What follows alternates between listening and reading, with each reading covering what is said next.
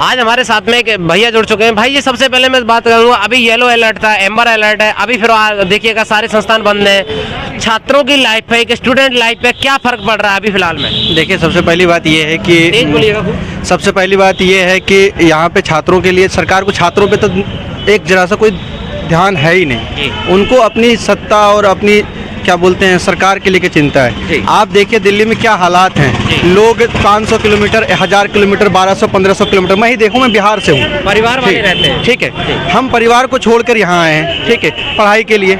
हम यहाँ उस हालात में रुके हैं, लेकिन हमारे लिए कुछ नहीं है। कोरोना का अभी जो स्थितियाँ हैं, सरकार देखिए क्या कर रही है अपने हिसाब से। रैलियों में क्या ऐसा है कि उत्तर प्रदेश की रैलियों में कोरोना नहीं जा रहे हैं? ऐसा भी तो नहीं है। लेकिन वहाँ पे अभी इलेक्शन कमीशन का रिपोर्ट, कल इलेक्शन कमीशन 3 दिन के दौरे पे थी, उन्होंने अपना रिपोर्ट पेश किया है कि सही समय पर उत्तर प्रदेश की चुनाव होगी।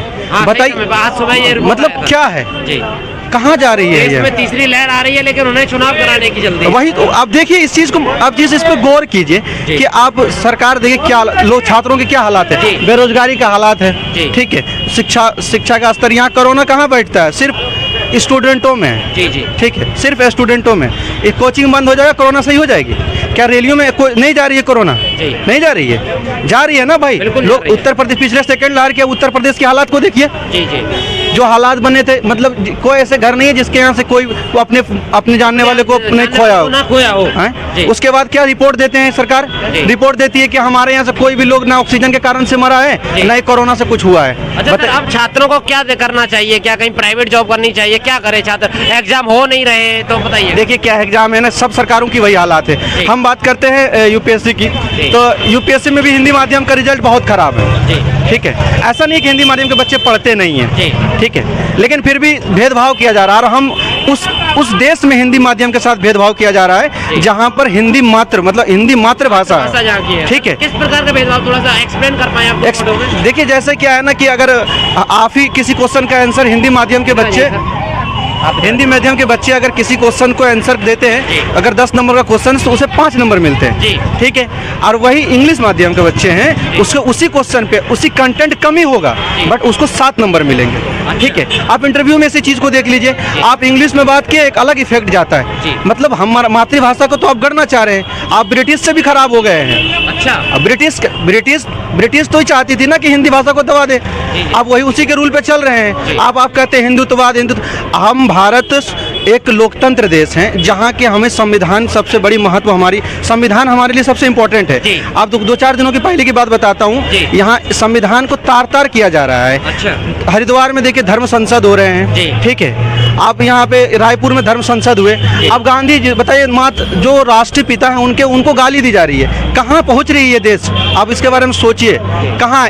कारण क्या है ना कि एजुकेशन स्तर बहुत खराब है, आप एजुकेटेड नहीं है। गांधी जी रिसर्च करने वाले चीज है, उसको गाली देने वाला वो चीज नहीं है। उनके ऊपर से उनके संविधान के साथ में छेड़छाड़ किया जा रहा है और दुर्व्यवहार भी किया जा रहा है। देखिए आप डायरेक्ट ऐसे नहीं कह सकते कि संविधान के साथ छेड़छाड़ किया जा रहा है, ये छोटा शब्द है। संविधान के साथ संविधान को तार किया जा रहा है। आपकी सरकार है, आप केंद्र में है, सेंट्रल में आपकी सरकार है, स्टेट में भी आपकी गवर्नमेंट है, हरिद्वार में आपकी सरकार है।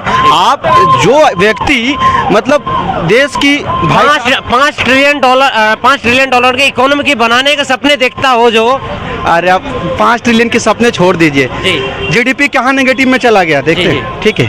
और वो ऐसा नहीं कि कोरोना काल की कोरोना आया इस कारण से जीडीपी नीचे चला गया, इससे पहले जीडीपी के हालात खराब थे, ठीक है। लेकिन इस सरकार को छुपाने का मौका मिल गया कि हाँ ये है कि कोरोना आ गया था जिसके कारण से जीडीपी का स्तर, जीडीपी कोरोना आने से पहले हालात खराब हो चुके। सर, विश्व में सबसे बड़ा देश बना है ये भारत, जो कि सबसे बड़ा टीकाकरण हुआ है, क्या ये प्रधानमंत्री जी ने अपने घर से दिया है? देखिए टीकाकरण, इसके लिए सरकार को हम बधाई देते हैं, ठीक है। देखिए सरकार भी बहुत ऐसे काम है जो अच्छे किए हैं, सरकार ने अपनी वो दिखाया है।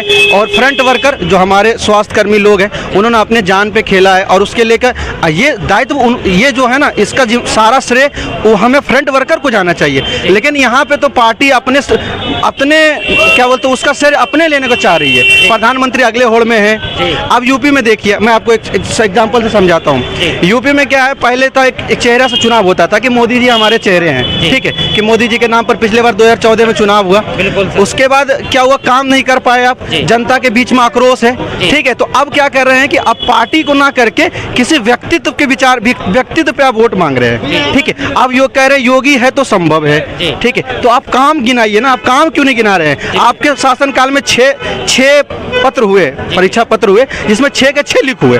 6 के 6 लीक हुए। हाँ, आप क्या बात करेंगे? आप बीजेपी के प्रवक्ता कहते हैं हम बहुत, मतलब आप देखिएगा कभी टीवी पे आएंगे जी। तो वो राष्ट्रवाद की बात करेंगे, ठीक है। अभी राष्ट्रवाद कहाँ गया है? जब गांधी जी को गाली दी जा रही है तो राष्ट्रवाद को तार तार हो रहा है, कहाँ हैं आप आप समझेंगे जेनोसाइड के बात कही गई है कि भारत में जो है ना एक दूसरे संप्रदाय जैसे मुस्लिम संप्रदाय है, उसके बारे में कहा जा रहा है जी। कि उसको मतलब 20 करोड़ लोग हैं उसको मार दिया जाए। भाई गृह युद्ध की बात कर रहे हो आप, कहाँ जा रहे हो? देश को कहाँ धकेल दे रहे हो? ये विश्व गुरु था एक समय, यही भारत विश्व गुरु कहलाता था। सारे धर्म बड़े चैन और सुकून के साथ। अरे हमारे यहाँ विभिन्नताओं में एकता के लिए हमारा भारत जाना जाता है, जी। ठीक है। हमारे भारत को मतलब इसीलिए जाना जाता है कि जहाँ पे लोग हर धर्म हर जाति के लोग को अच्छे अपना अधिकार मिलता है, ठीक है। ह्यूमन राइट्स अच्छे तरीके से, कोई दिक्कत नहीं है। आप उस चीज़ को बिगाड़ना चाह रहे हैं, जो भारत की खूबसूरतियाँ, उस खूबसूरतियों के साथ आप खेलना चाह रहे हैं। यानी कि एक तरह से जहाँ पे उत्तर प्रदेश में चुनाव देखे जा रहे हैं, वहीं पे अगर इधर साइड में देखा जाए स्टूडेंटों के साथ में संस्थान बंद है, कॉलेज बंद है, यूनिवर्सिटी बंद है, छोटे बच्चों के स्कूल बंद है। आप देखिए मुखर्जी नगर की ही बात करते हैं हम, जहाँ से अभी हम बात कर रहे हैं। यहाँ क्या है कि देखिए कोरोना के हालात इतनी ख़राब हो गई कि सरकार, देखिए ये निर्णय सरकार का ठीक है कि चीज़ें ज़्यादा फैले नहीं, बहुत जल्दी कंट्रोल करने के चक्कर में, जैसे कि अभी बंद कर दिए कि इंस्टीट्यूट बंद हो गई, सिनेमा हॉल बंद हो गए, ठीक है। मेट्रो को आधा कैपेसिटी के साथ चलाया जा रहा है, बसों को आधे कैपेसिटी, रेस्टोरेंट को आधी कैपेसिटी के साथ हाँ, चलाया जा रहा है, आप बसों को आधी देखिए, कैपेसिटी के साथ। लेकिन ये सिर्फ कागजों में है। आप देखेंगे अभी देखिए 10 बजे मतलब 8 बजे का समय है कि दुकानें बंद हो जानी चाहिए। आप अभी नेहरू विहार में देख लीजिए, गांधी विहार देख लीजिए, मुखर्जी नगर देख लीजिए, जीटीबी नगर देख लीजिए, सारे जगह खुली है दुकानें। भीड़ ऐसी हालात में आप बात करते देख लीजिए, दारू शॉप पे जाएंगे आप देखेंगे कैसे भीड़ लगी है, ना किसी के पास मास्क है ना कुछ है। उसके बाद सिर्फ ये सब चीजें कागजों में देखी जाती है। इसी नाम पे सरकार फंड निकालेगी, अपने फंड में पैसे अपने पार्टी में खर्च कर लेगी और कोरोना काल में कहेंगे डोनेट कीजिए। भाई पैसे डोनेट किए कहाँ है? वो फंड में पैसा हुआ क्या है? ना आपने कोई नया अस्पताल खोला है। प्रधानमंत्री जी कह रहे हैं जो प्रधानमंत्री फंड से जो बेड खरीदे गए थे, ऑक्सीजन बेड, वो बहुत सारे बेड खरीदे गए थे। अब प्रधानमंत्री की बात करेंगे तो मैं बीजेपी के एक सांसद की बात बताता हूँ, यहाँ बिहार से हूँ मैं, ठीक है। वो केंद्रीय में पहले मंत्री रह चुके थे, केंद्र में मंत्री, हाँ मंत्री रह चुके हैं। उनका एम्बुलेंस चोर के नाम से जाना जाता है। आप बताइए कि राजीव प्रताप रूडी जो हैं वो आपको क्लियर्स बताते हैं, उनके घर पे करीबन 50 से 60 एम्बुलेंस खड़े हैं और बिहार में एम्बुलेंस लोगों को मिल नहीं रहा, मर रहे हैं लोग घर पे। बहुत ज्यादा वायरल भी हुआ था, लालू यादव ने जिसको लीक किया था। नहीं, पप्पू यादव ने उसको लीक किया, लेकिन उसको क्या मिला? जेल। तो यहाँ है कि आप अच्छे बात उठाते हैं, अगर बातें करते हैं तो आपको सरकार आपकी आवाज को दबा देती है। अगर समाज की बात करें, स्वतंत्रता की बात करें, लोकतंत्र की बात करें तो आपको जेल ही जाना पड़ेगा। देखिए यहाँ है ना कि ये तानाशाह वाली रूल हो गई है, ठीक है। हिटलर वाली बातें हो गई है कि आप सरकार के विरुद्ध बोल दे मतलब देश विरोधी बोल रही है। आप किसी पार्टी के विरुद्ध बोलेंगे उसका मतलब है कि आप देशद्रोह हैं, ठीक है। आप देशद्रोह हो गए। भाई ये कैसा संभव है? अगर किसी पार्टी के विरुद्ध आप बोल रहे हैं तो आप उसको देशद्रोह में कन्वर्ट कर दे रहे हैं। मतलब पार्टी से मतलब देश से बढ़ के पार्टी हो गया, इसका मतलब अब यही ना है कि देश से बढ़ के पार्टी को आप महत्व दे रहे हैं, पार्टी को मानते हैं, इसका मतलब यही होता है। हाँ, अगर आप जी बात करूं जैसे अभी फिलहाल में क्या स्टूडेंटों के कोचिंग्स खोलने की परमिशन देनी चाहिए या फिर उत्तर प्रदेश में चुनाव आयोग का तो फाइनल फैसला आ ही चुका है? देखिए बात रही कोचिंग की तो ठीक है, कोचिंग को बच्चे अगर यहाँ हैं तो ऑनलाइन भी क्लासेस कर लेंगे। अगर खतरे से क्या अगर लाइफ है तो सब आगे अगर जीवन बचेगा तो फिर से कोचिंग होगी। बट लेकिन आप देखिए कि अगर यही कोरोना के कारण से कोचिंगें बंद की जा रही है, लेकिन अब देखेंगे उत्तर प्रदेश में इलेक्शन कमीशन अभी रिपोर्ट पेश कर दिया कि चुनाव कराना है। जी उन्होंने रिपोर्ट पेश किया। हाँ तो क्या है इसको आप दोगलापन रूप से कह सकते हैं कि सरकार मतलब क्या नीति है आपकी, समझ में नहीं आ रही। मतलब आप सत्ता हासिल करने के लिए लोगों को जान जोखिम पे डाल देना चाहते हैं, दूसरों की जान पर खेल के आप सत्ता हासिल करना। मतलब यही हुआ ना कि अब खून से किसी के मतलब खून से किसी की मौत से अपने सत्ता तक पहुंचना। क्या चाहते हैं आप? ऐसे तो आप अपने 5 वर्षीय योजना में मतलब मानिए कि फैली है, किसान आपसे नाराजी है, छात्र आपसे नाराजी है, नीचे तबके के लोग से नाराज ही है। जो पूरे वर्ल्ड में सबसे ज़्यादा अगर युवा की आबादी कहीं है तो वो है भारत। ठीक है, उस देश में जहाँ युवाओं की आबादी सबसे ज़्यादा है वहाँ पे आप देखेंगे कि युवा आपसे नाराज है। युवा आंदोलन कर रहा है, आप उसको लाठियों से मार रहे हैं। ठीक है, अभी यूपी में कुछ दिन पहले ही लखनऊ की बात करता हूँ मैं, लखनऊ में छात्रों का आंदोलन हो रहा था तो उसको लाठियों से पीटा गया। बिल्कुल, आप देखें, वायरल भी हुआ था। आप देखेंगे यहीं पे किसान आंदोलन की बात करेंगे, 1 साल कंटिन्यू किसानों को कभी खालिस्तानी बताया जा रहा है, कभी बता रहे हैं ना। अब किसानों को क्या नहीं कहा गया, खालिस्तानी, आतंकवादी। ठीक है, उसको हर 600 से ज्यादा किसान की डेथ हुई है सर। आप किसानों की आप कहेंगे कितने किसानों को डेथ हुआ है, उसके बाद आप मतलब सरकार क्या दिखाना चाहती है? वही सरकार की प्रवक्ता टीवी पे बैठ के कह रही थी कि वही किसान आंदोलन के विरुद्ध में यानी कृषि बिल के पक्ष में इतने पक्ष दे रहे थे, इसके ये फायदे हैं, ये फायदे हैं, ये फायदे हैं। और उनकी जो मुखिया हैं माननीय प्रधानमंत्री जी, आखिरी प्रधानमंत्री जी आए और क्या बोले कि हम पूरे किसान से माफी मांगना चाहते हैं और अपना बिल वापस लेते हैं। हमसे ही कोई ना कोई गलतियां अगर आपको इतना देर में समझ में आ रहा है कि हमसे गलतियां, आपको गलतियों को समझने में 1 साल लग जा रहा है, तो फिर आप कहाँ ले जा रहे हैं देश को? कहाँ क्या करेंगे? देश को कहाँ ले जाएंगे? अब जब जो अन्नदाता जो हमारे उनके किए हुए उनके मेहनतों के कारण ही आज सबको अनाज मिल रहा है, लोगों तक पहुंचते हैं। आप एक कोई नेता मर जाए, ठीक है, किसी की हत्या हो जाए तो आप उसके 57 देने पहुंच जाते हैं। 650 से ऊपर 1000 लगभग किसानों की मृत्यु हुई है। क्या आप उनके कभी एक भी किसी परिवार के तक पहुंचे हैं? नहीं पहुंचे हैं। ठीक है, उसका जवाब कौन देगा? नहीं देगी ना। ये सरकार को सिर्फ शॉर्ट में समझिए, सरकार को सत्ता चाहिए और कुछ नहीं। अब वो सत्ता पहुंचने के लिए अगर समाज को इसीलिए एजुकेटेड नहीं होने देना चाहते हैं ना ये लोग। क्यों? अगर समाज में शिक्षा बढ़ेगा, स्तर बढ़ेगा तो वो सवाल करेंगे अपना हक का मांग अपने हक के बारे में जान जाएगा। तो इसलिए राम मंदिर, मस्जिद, यहाँ लोगों को जात पात, धर्म, मस्जिद, मंदिर पे उलझा दिया जाता है। ना एजुकेशन पे, शिक्षा पे बात की जाती है, ना स्वास्थ्य पे बात की जाती है। इस पे बात नहीं होती है। यहाँ सिर्फ है कि आपको ऐसे वोट बैंक के लिए मंदिर, मस्जिद, युवाओं से क्या मतलब है? युवाओं को गुमराह किया जा रहा है, समझे?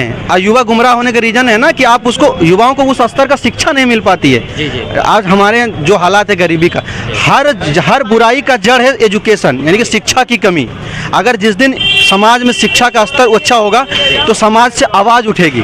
ठीक है, हर एक समाज से एक नेतृत्व आएगा आगे। ठीक है, जो अपने हक हुकूक की बातें करेगा। लेकिन सरकार को ऐसी बातें तो चाहिए नहीं। अगर हक हुकूक की बातें करेगा तो वो 8वीं पास मंत्री कैसे बन जाएगा? पढ़ा लिखा जो आप देखेंगे कि जो ग्रेजुएट बच्चे हैं वो बेरोजगार होकर घूम रहे हैं। जिसको 8वां पास अपना अंगूठा लगाने के लिए नेता को नहीं है, उसके पीछे 10 गो SDM, 5 गो DM, 2 गो SP पीछे आगे पीछे एस्कॉर्ट करती है। तो यही लोकतंत्र की यही सब कमियां है ना, इसको दूर नहीं की जा सकती है। इसको कभी नहीं दूर करना चाहेंगे ये लोग। अब आप सोचिए कि हम 5 साल से 4 साल से यहाँ हैं, हम लगातार अटेम्प्ट दिए जा रहे हैं, हमारा सफलता हाथ लग रही है। उसके बाद एक नेता को देखिए, मस्जिद मंदिर के नाम पर लोगों को बांट देंगे, एजुकेशन के स्तर पे बात नहीं करेंगे। और जनता कहीं ना कहीं कमियां हमारे अंदर है ना, और उस कमियों का अंदर रहने का रीजन है कि हमारे समाज में एजुकेशन को स्तर को दबा दिया गया है। उसी अंधविश्वास के शिकार होते हैं हमारे देश के। जरूर है ना। अभी जो बच्चे छोटे हैं, अगर उसको फंडामेंटल राइट्स के बारे में जानकारी नहीं होगी कि हमारे अधिकार क्या है, हमारा फंडामेंटल राइट्स क्या है, तो वो आगे चल के उस पर चर्चा कैसे करेगा? तो उसको जानने के लिए उसको क्या होगा कि उसको एजुकेशन की जरूरत है। तो सरकार को सबसे पहले, अगर कहते हैं कि हम देश के प्रति बहुत सोते नहीं हैं, हम 18 घंटा काम करते हैं देश के लिए। अगर 18 घंटा कोई आदमी काम करता है तो काम जमीन पे दिखेगा ना। अगर एक मजदूर 8 घंटा काम करता है किसी बिल्डिंग में, तो वो बिल्डिंग को बनाने में 1 महीना, 6 महीना, 8 महीने में बिल्डिंग बन के तैयार हो जाती है। आपके सरकार, आप 5 साल सरकार परिपूर्ण बहुमत से चलाए हैं, ठीक है, दूसरी बार आप सत्ता में उससे ज्यादा सीट के साथ आए हैं, तो आप 18 घंटे काम कर रहे हैं तो जमीन पे दिखना चाहिए ना। कहीं ना कहीं बात मत करो भाई, कहीं ना कहीं हमारी जो मंत्री हैं तो उसको तो इस चीज, आप देखिएगा ना, वोट मांगने जाते हैं लोग तो किस आधार पे जाएंगे कि एक चेहरा है भाई, प्रधानमंत्री के चेहरे पे यहाँ चुनाव लड़ा जाता है। सांसद अपने चेहरे पे चुनाव क्यों नहीं लड़ते हैं? क्यों नहीं लड़ते? क्षेत्र में काम के नाम पे क्यों नहीं चुनाव लड़ते? जाएं अपने क्षेत्र में बताएं कि हमने ये कामें की है, इसको गिनाएं। हमने ये हम लोग दिल्ली में रहते हैं, आप भी दिल्ली में, हम भी दिल्ली में। दिल्ली का बताइएगा प्रशासन व्यवस्था कैसा दिल्ली का? देखिए दिल्ली में हाँ, दिल्ली में बात रही प्रशासन व्यवस्था, तो प्रशासन तो सेंट्रल के हाथ में है। गृह मंत्रालय के लिए केजरीवाल जी हैं। हाँ, केजरीवाल जी के जो उनके डिपार्टमेंट में जो मतलब विभाग है, हाँ, जैसे कि हेल्थ आती है, ठीक है, एजुकेशन के क्षेत्र में आता है, तो आप एजुकेशन में किसी स्कूल में चले जाइए जो एमसीडी के अंतर्गत नहीं, जो दिल्ली सरकार के अंतर्गत आती होगी, आप उसमें जाइए। अगर पूरे इंडिया में कोई भी स्टेट में चले जाइए, अगर उसकी तुलना अगर दिल्ली सरकार की स्कूल से कर दी जाएगी, तो हम अभी कहते हैं आपके चैनल के माध्यम से कि हम पढ़ने छोड़ देंगे। हमने देखा है, चीज़ों को जाके देखा है, जो व्यवस्था आज जो बड़े बड़े घर के बच्चे जो है ना, नाम कटा के अपने सरकारी स्कूल में एडमिशन करा रहे हैं दिल्ली के। लेकिन यही है ना कि विपक्षों को ये पच नहीं रहा है। उसको लगता है कि ये क्यों ऐसा फ्री भाई, वो फ्री क्या है? हमारा ये टैक्स का पैसा है, हमें ही दे रहे हैं, हमें वो फ्री में क्या दे रही है सरकार? क्या गलत कर रहा है? अगर बिजली बिल के 200 यूनिट माफ है, तो क्या सरकार अपने बाप घर से थोड़ा दे रही है?